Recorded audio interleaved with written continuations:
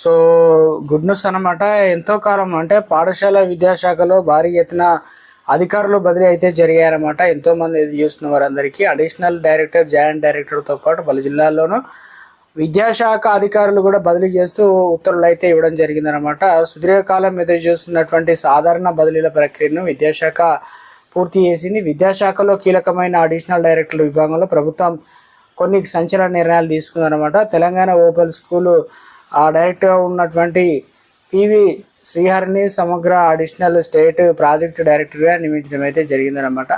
So ఇక ఇందుకు సంబంధించి ఇందులో ప్రధానంగా ముగ్గురు డిఈఓలుగా బదిలీ చేశారు. జిల్లా విద్యా శాఖ అధికారులు బదిలీలో భాగంగా మంచిర్యాల డిఈవై యాదయ్యకు హైదరాబాదు డిఈఓగా నియమించడం జరిగింది. హైదరాబాదు డిఈఓ ఆర్ రోహిణి కావచ్చు, సంగారెడ్డి డిఈఓ వెంకటేశ్వర్లు, అదేవిధంగా 7 జాయింట్ స్టాక్ డైరెక్టర్లకు స్థాన చిహ్నం అయితే కల్పించినారు చెప్తున్నారు.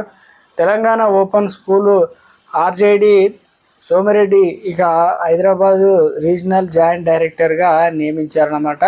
సో మొత్తం మీద ఒక లేటెస్ట్ అప్డేట్ అనేది ఇచ్చే ప్రయత్నం అయితే చేయడం జరిగిందండి. ఉద్యోగులకు సంబంధించి గుడ్ న్యూస్ అనేది చెప్పడం జరిగిందనమాట. ఇందులో వచ్చేసి ఇవన్నీ కూడా బదిలీ అయితే చేయడం జరిగిందనమాట. కీలక